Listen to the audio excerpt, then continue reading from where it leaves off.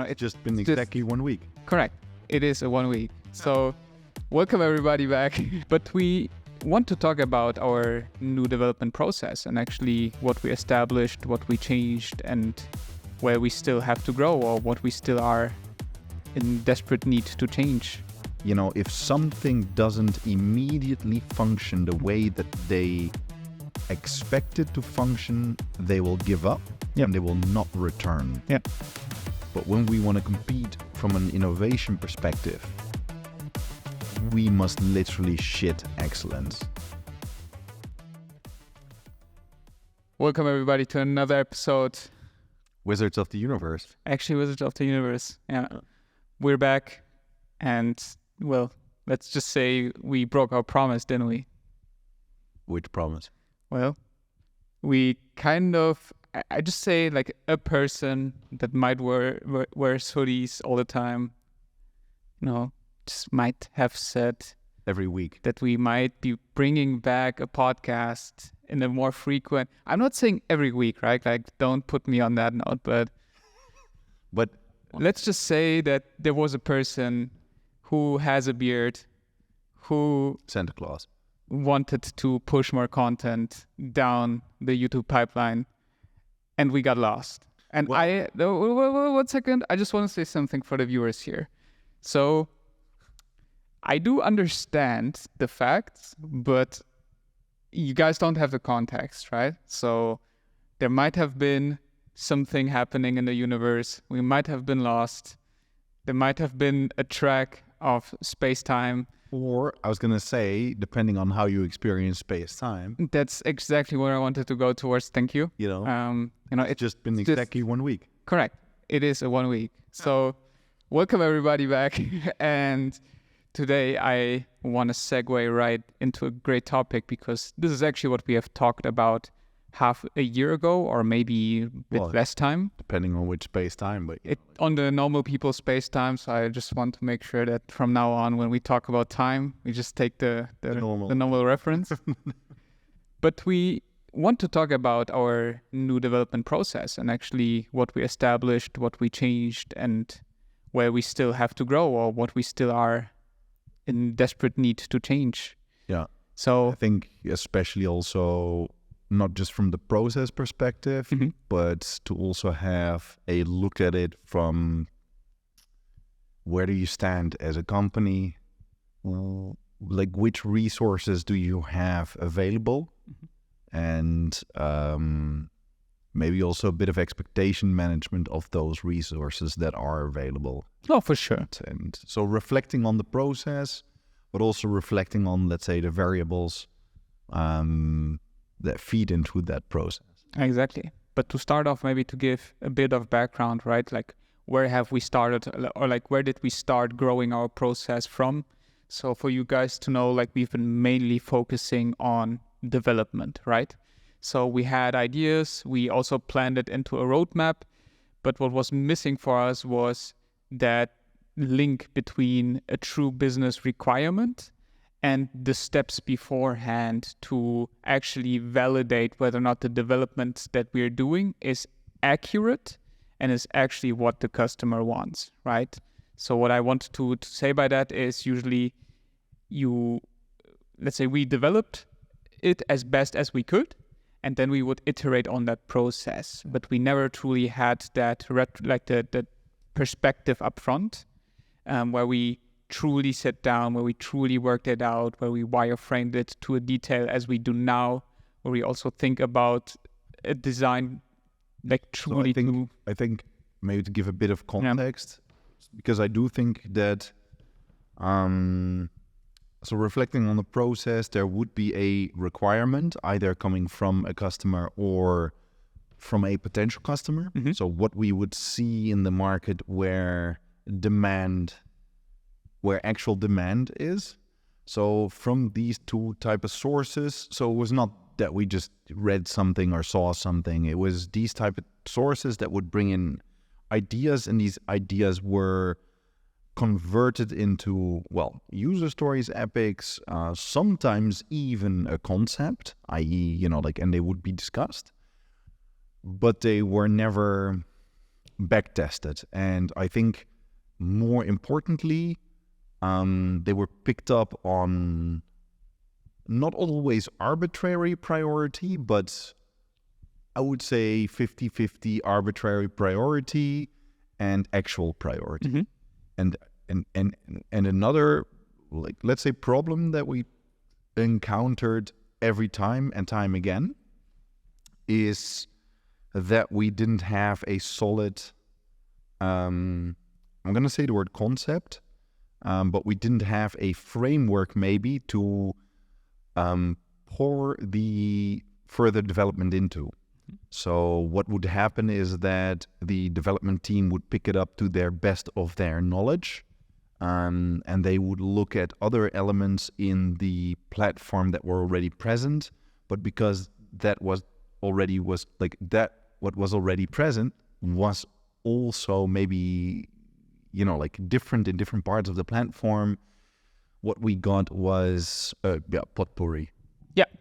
So I do agree. Sure, we made the track of we prioritized requirements from the customer, but if you compare it to what we have now, it really isn't the same. So if I have now my new head, right? Yeah. Like the head from, we do it really conceptually. We also what do you mean by now? Like by now, the Jack from now, right? And the Jack from, let's say, half a year ago. 2 months ago, maybe. Yeah. Even? No, 3 months ago. It obviously sheds a lot of, like it shines light into the room, and you see where people, did not have their pants on, and you see where people have their pants on, right?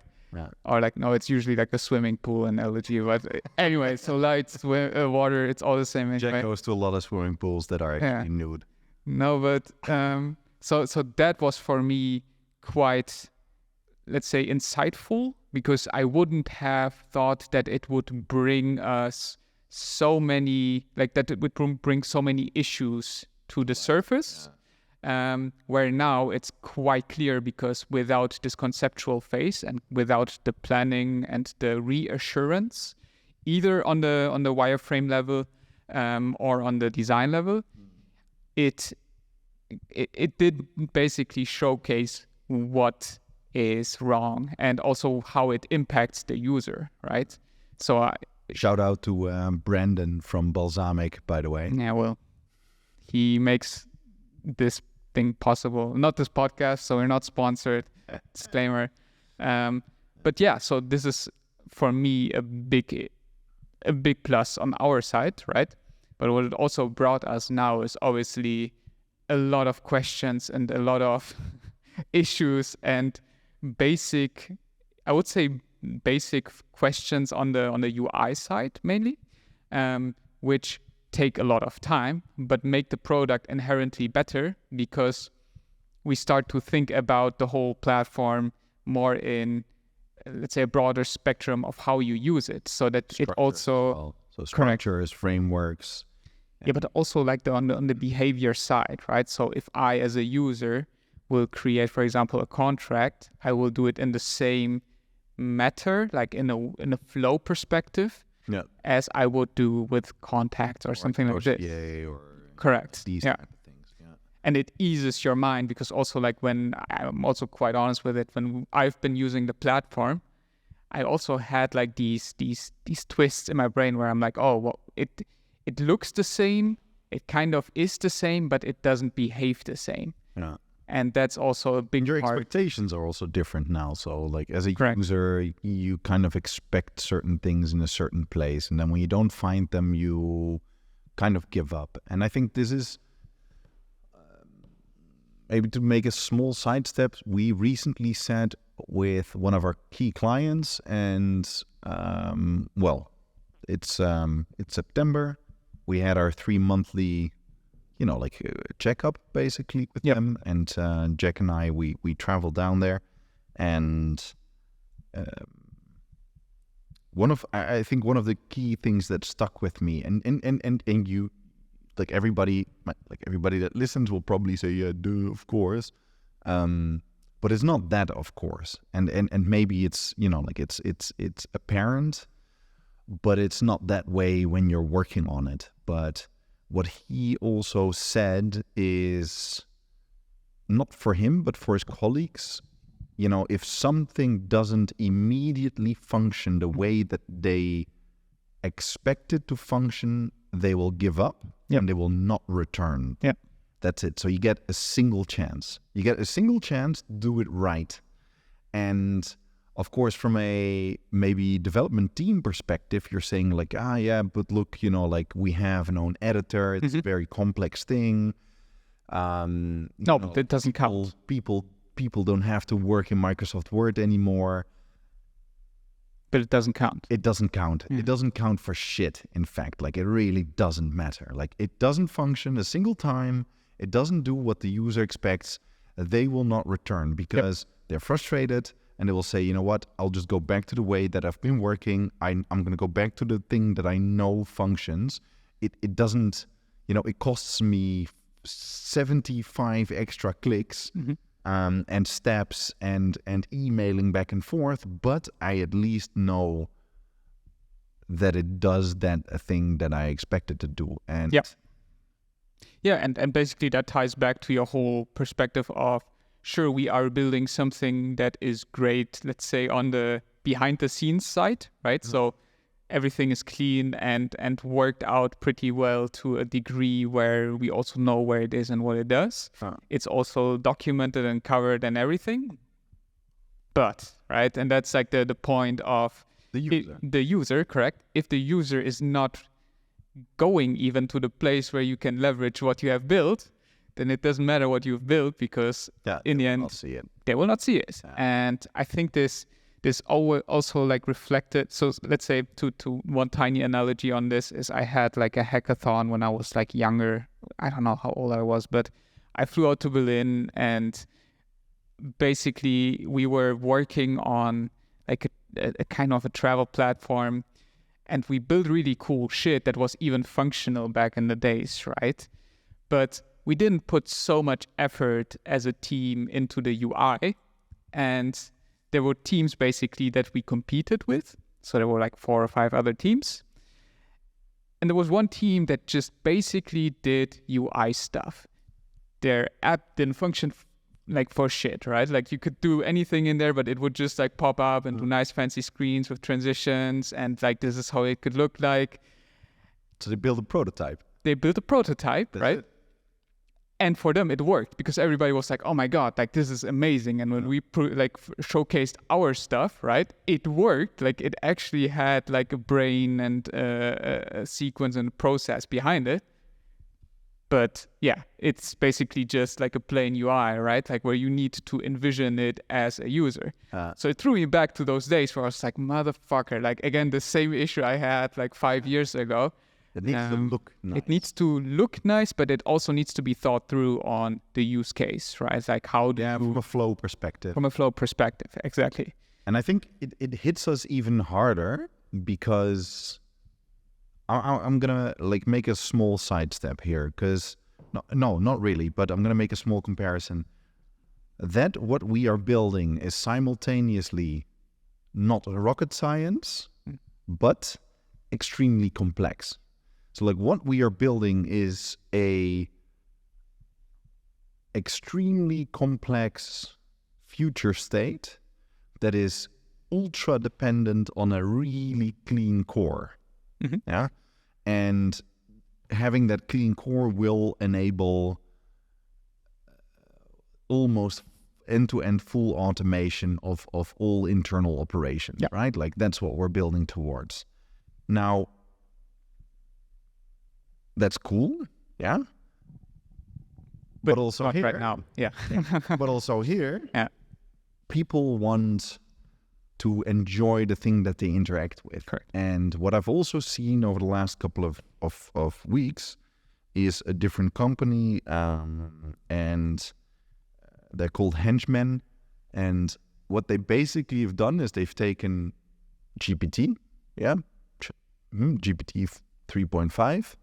They took that model, they promised companies to retrain it on their documents, and they built a very simple UI overlay on Word.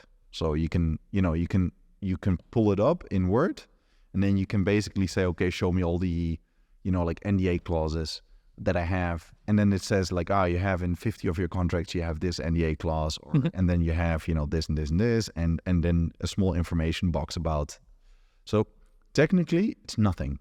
It's literally nothing. Like you could build that in a month, yeah, including the UI part. The training also, like a second year bachelor student data science could build that. They're selling like hotcakes. They're selling like hotcakes. Why? Because, well, it's an overlay on Word, the thing that everybody already uses, and they basically promise like, okay, it's basically an enhanced search. That's it. It's an enhanced search in Word. Nothing more, nothing less. Good on them. Yeah, but also maybe to hook into it, you might have these outliers, but great products are not built by you hooking up like two things and then it magically works, because like if you just look at the product landscape of really companies that have built excellence, it was always like, oh no, this is not good enough. Like we need to push this. Next year it will be even better. Next year will be like 2/10 like quicker, or we will, like make it better in handling or something. But it's always the iteration part of you plan out something, you have a goal with it to achieve, and then you iterate on that concept again and go back to the drawing board, right? And I think that's exactly the point of like, because we went back, we went back to the core of the product. We went back to the heart, right? Like to smart fields, right? Like the dynamic fields, which are basically data points for a customer. And I'm not saying the core of the engine of the platform, but we went to the core of, the thing that drives functionality in the end. And the thing that is going to drive, like automated workflows, the thing that is going to drive, like the source of all the documents, etc. Now, if you compare us to them, they are reeling in clients one by one. Like they're reeling in clients and clients. Like their license is very cheap. Well, not cheap, but it's, very low. They're selling a single thing. They can, like people believe that they're using AI. They're, of course, just using an enhanced search database. That's it.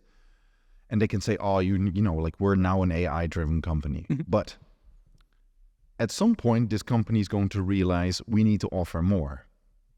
Yeah.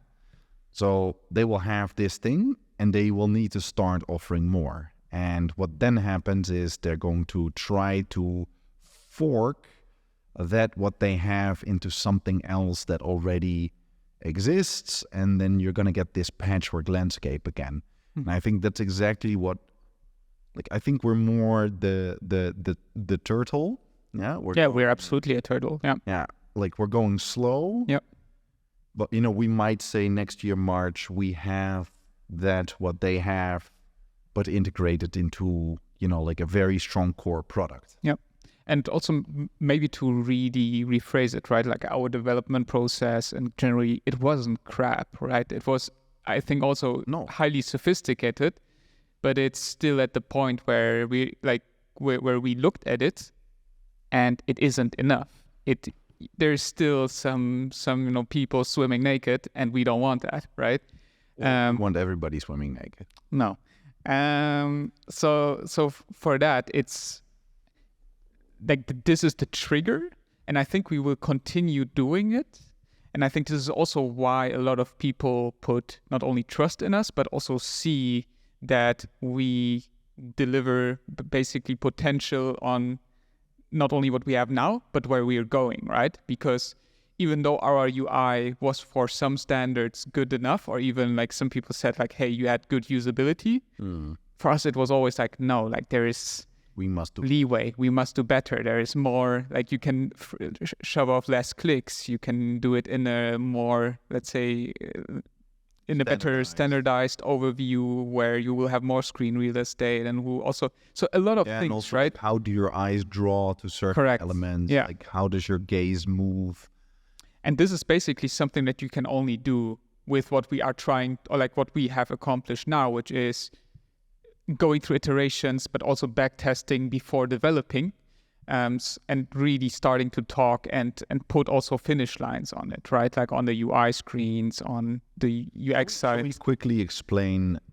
Maybe like Pauli can even pull up some screenshots. Yeah, for sure. Like what we do. Exemplary screenshots. Yep. So shall we maybe shortly just summarize the process? Yeah, we could also do that maybe in a next episode. Yeah. I think that actually, like let's do it in a series way. Like okay, we'll do our like process we'll broken down. Process, we'll break it down. Yeah. We'll say okay, also which role, because maybe for everybody also to understand, we're still a small company, so that means everybody's wearing multiple hats. Mm-hmm. Yeah. So when we explain the process, we're going to mention which role should be tackling this, but obviously with us. Yeah, some of us are wearing multiple hats, which means, like a single person might tackle multiple steps of the process. Let's do it like that. So, but let's pick that up in the next episode for sure. But yeah, so in the end, this process allows us to let's say push us further. And I think it also made us reflect. And correct. And like I don't know. I think I'm quite demanding, or maybe even very demanding. I think Jack is at least as demanding, if not more so, or maybe in a different way. Yeah, probably it might be demanding, but no, but let's call it demanding. We expect a certain standard, right? And you and I, we've been talking about this topic for a while, and also why did we restructure the process again, but also like what makes us even reflect on the current process and the position that people take in the process, and also maybe what our expectations are of people in that process is definitely. And we talked about this a couple times. It's like, okay, when you are a startup, when you want to compete with bigger companies, when we want to compete with an SAP who has, like tens of thousands of employees, and obviously we cannot compete on all levels. But when we want to compete from an innovation perspective, we must literally shit excellence. Yeah, but everybody has. No. And that's the point. No, not everybody's doing it, but everybody has to do it because everybody should. Yeah. But like if we want to be competitive, if as a startup you want to be competitive, you cannot accept or start accepting mediocrity. And I think that's what became more and more and more apparent also. Yeah. And also what I realized, and that is also something that I have learned not only with the company, but also in everything. Like I didn't do quite a lot in my life, but like the things that I did in my life, I always tried to push it quite hard. And what I noticed is that it always comes down to the habits that you have, or like the system that is underlying it, right? Yeah. So if people that are very demanding, or people that drive let's say progress forward, if they fall off or they are lost, what happens basically is that you will come down to your processes and to your structure that is driving the company forward, or is driving the processes operationally or even strategic. So this was also quite apparent, right? Because now again you see, how do we develop? How do we prioritize? Why are we developing it? And it also gives not only yourself, the one that pushes it, but also the company itself a better view, right? Like it gives them a way to know where they stand and how they contribute to the goal, and where they have to play their position, basically. But yeah, because you say, okay, from your perspective, it also comes down to your habits. But I think it also comes down to what do you expect of yourself? Like what standard do you of course expect of yourself? And I think what we realized is that the standards that we would expect of ourselves, like if somebody asks us something, before you deliver, like what do you dare presenting, right? Like what do I feel comfortable with presenting? Now, what becomes very apparent, of course, is that some people actually they feel very comfortable presenting something that, you know, like I would be fucking ashamed of, to present. And I think in order to straighten that out in a company, to say, okay, like, you know, like we cannot develop everything until 100%. So you cannot work on something for months and months and months and months before you present it. But, you know, like you have to have some, you know, expectation, some pride in your work. Yeah, some pride in the thing that you're presenting before you present it, right? And I do think that, yeah, if you have the right processes in place and if you keep hammering that point home, then people also start to adapt. But if you let it slag, of course, then the system is the last, you know, point to showcase what you have actually established. Yeah. And that is, I think that's also a realization on why it's so important to iterate it and to make sure that you grow and that you keep it to a high standard so that you can also achieve and deliver the excellence, right? Because otherwise it's just not possible. Like you cannot do it by your own. Yeah, or you cannot leave. You cannot even go on holiday for 2 weeks because, you know, like if it's not ingrained in people, you know, before it becomes a habit, it's something that should be processed. And before it's processed, it's also something like it's an ethos, like a work ethos that people need to live by and breathe by. And I know that sounds like a fucking cult or something, but it's also, it's kind of the difference between, you know, like, fuck it, I'm gonna, you know, put on my jogging pants and my flip-flops and I'll just go outside and buy milk at the grocery store because I don't give a shit, you know, like how sloppy I look. And no, you know, like I'm going outside, you know, like I should dress, you know, at least properly. And I know a lot of people will laugh, like, you know, what kind of fucking old-fashioned shit is that? I'm not gonna put on a suit to buy a carton of milk. But it does say something about your mindset. Correct. Right? And I mean, it's also old as age, right? Like in religion, you also have these common practices. You have these common, let's say, rituals that you do in order to achieve a certain outcome, right? People were also, I don't know, like you had the 10th commandments, basically, they all achieve to live by.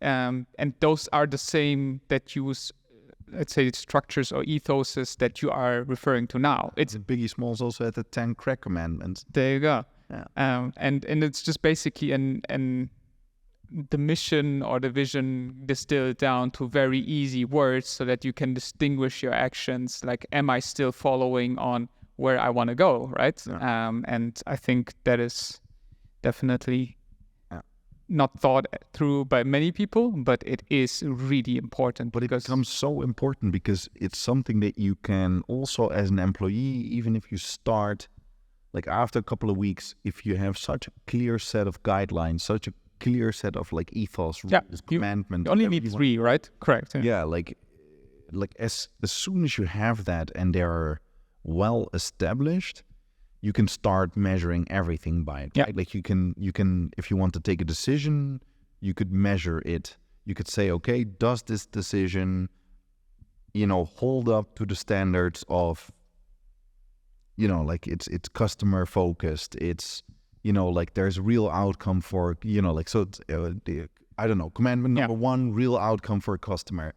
Commandment number 2, you know, like we believe that we can deliver this standard. Commandment number 3, whatever it is, right? And once you have this type of thing, I think you can measure your decisions, you can measure your work, you can measure also the way you interact with your colleagues. Like these guiding principles or whatever we want to call them, right? And I think they also bleed into process. Yes, they help you at least. But I think also this is a great topic that we need to talk about more. Guiding principles? Yes, because I think this is also very underrated or not thought through quite as much. And yeah. No. We should invite Claudia. She worked for Amazon for a while, and I think that's one of the, like, no matter what your opinion is about that company, I do think they had like this military commandment style, like you did these guiding principles down to the dot, right? Like they hammered it into anyone that came into the company. Is like saying, okay, these are, like the principles, and as long as you can argue your decisions and your deliverables by these principles, then you're good. Yeah, correct. And that means sometimes also you make mistakes, but you can say like, hey, I did this because of this, right? Anyway. But to round it off, maybe. Or to go back to process. No, I think it's already quite some time, and I think we should maybe take the deep dive into it, really into a separate series. Yeah, for sure. But maybe to round it off, 3 topics that have vastly improved with the establishment of a broader process. The regime. Of the regime. Let's go. Give me one. 3 things that we improved? Yeah.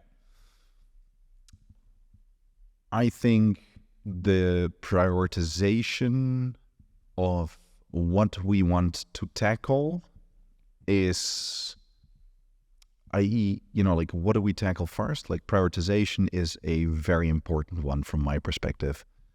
So roadmap, like whatever we want to call it, like implementation roadmap, development roadmap. I think that's a very important one. Can I say number 2?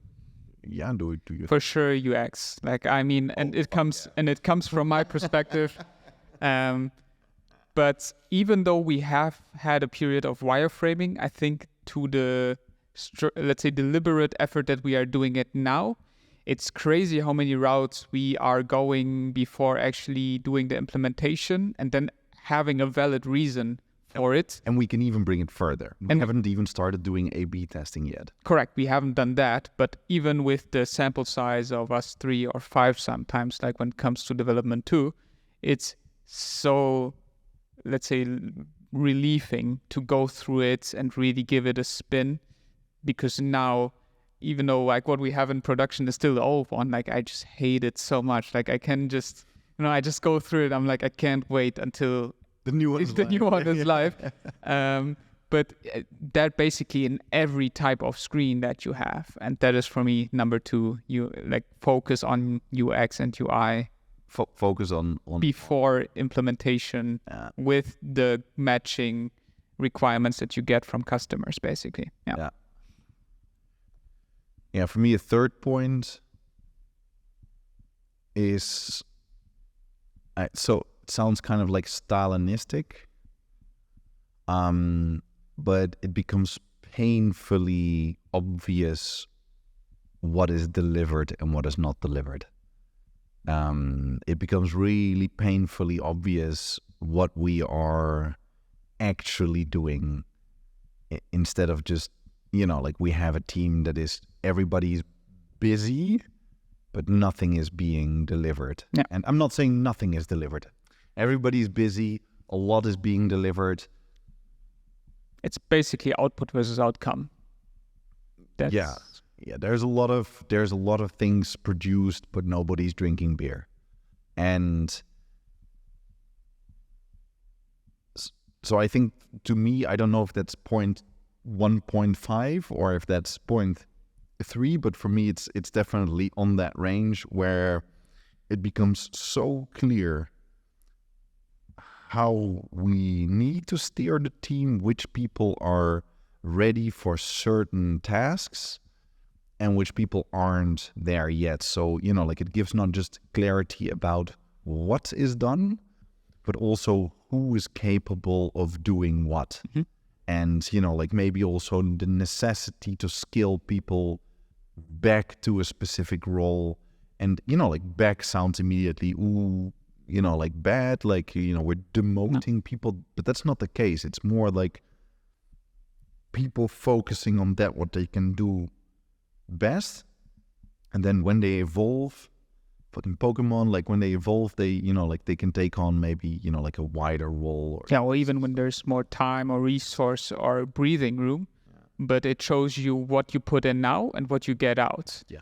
And the put in, like the input factor is basically that can change, right? So more people can come in, or there will be less things to develop in the future. Doesn't matter, but in the end, it's like, what can you do with the pieces on the chessboard now that you have in order to still get the win? There's many more points for me, by the way. Like no, for sure. But like if I think of another thing that really helped is structure, discussion, and thought. Mm-hmm.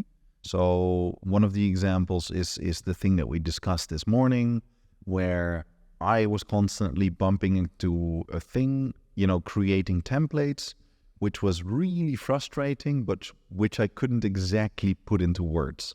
And this morning I was still struggling putting it into words, but like I could at least show you, right? And I think the whole process of going from idea to wireframing, and then having also the way that it was next to it, and obviously what we're trying to achieve, going to 200, 300, 400 different documents, of different types to see, okay, but what is the repeating element here? Mm-hmm. But it helps structure discussion so much better. So people know, like, you're talking about the same thing. Yeah. Correct. So that's for me definitely also, a really a major benefit of putting in the hours to actually do the wireframes, because I know they look stupid and simple, but like a lot of hours go in. Yeah, for sure. All right. Then you still have like a last point? I actually, no, not now. I think these are at least the biggest ones that are covered. There is for sure more, but no, I think these are the most important ones. And now it's again just weeding out and making sure that it functions. I mean, it already is at that point, but to have like the curve again, where you basically do something and you're not good at it and you don't realize it, but then you realize it, but you're still not good at it, and then you need to put thought in. And you mean the inverse curve of skill versus perceived skill? Correct. And then like at some point you just are really good at it, but you don't think about it anymore, and that's the point. It's like this. It's no, I think it's more like a pyramid. It's like you first. Yeah, it's like an inverse curve, and then it doesn't go down, but it flattens out. Yeah, correct. It's because they say like perceived skill versus actual skill. Like when you do something 5 hours, you believe you're great at it. Yeah. And when you've done it 1,000 hours, you realize how shit you are at it. Yeah. It's like that's the inverse, like. Correct. And I think we're like at step 3, or like in between 2 and 3. But I can't wait until it's at step 4, because it's process is always painful, change is always painful, but it's necessary. So and the outcome of it is for sure, it's amazing. Yeah. So that's the thing. Like the change itself is definitely, it's ripping the bandage, right? Like for sure. But then I'm looking forward to actually dive into it deeper. So 2 follow-up sessions. Let's see how many. Guiding like we chunk it, and the process, and actual in process. Deep dive. Correct. Nice. All right. Then, thank you very much. Thank you very much for listening. No, fuck him. Or looking. Looking. I don't know. People watch. I don't know. Do you guys watch? So let us know if you guys watch in the comment section. Because the next time Jack will be naked. I don't know, maybe. But I don't think people can see under the table, so it will be the same issue that we had with the light/water swimming pool. You can see. But if you guys are not uncovering the table, then you will not see. There's no transparent wood. And that's probably the follow-up on it. Change your process. Change your process. All right. All right, then. See you guys next time. Ciao.